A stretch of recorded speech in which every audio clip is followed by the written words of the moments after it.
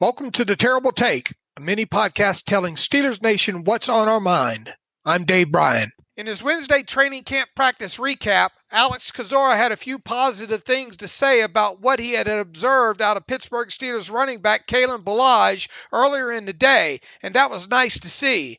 Ballage, who was signed by the Steelers earlier in the offseason after he had spent time with the New York Jets and Los Angeles Chargers in 2020, is looking to make the Steelers' 2021 53-man roster as either a third or fourth running back this summer, and that assumes the team keeps four in total in addition to fullback Derek Watt. Ballage, who is now on his fourth NFL team since being selected in the fourth round of the 2018 NFL Draft out of Arizona State by the Miami Dolphins, has a lot to prove this summer. While Ballage has been a very good short yardage running back in his first three NFL seasons, here is another stat that might surprise most of you, and that's the fact that his run success rate on 200 total NFL carries to date is 47.5%. And while not great, it's not an awful percentage just the same. To give that run success rate a little bit of perspective, James Conner currently has a 49.8% run success rate since entering the NFL. Another thing that not a lot of people know about Ballage is that he has played some on special teams since entering the NFL and has even recorded 4 total tackles in that phase to date.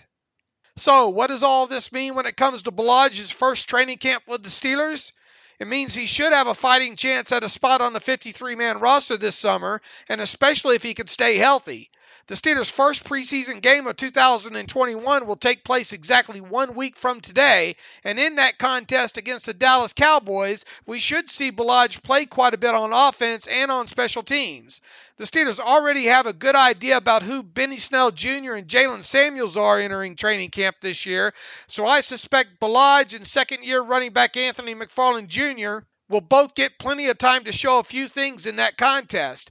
A good showing by Ballage, and that includes on special teams, which I expect to be the case, should move him a big step closer to making the Steelers' 53-man roster. Be sure to follow us at SteelersDepot.com and check out episodes of The Terrible Take every weekday at 5 p.m. Eastern Time.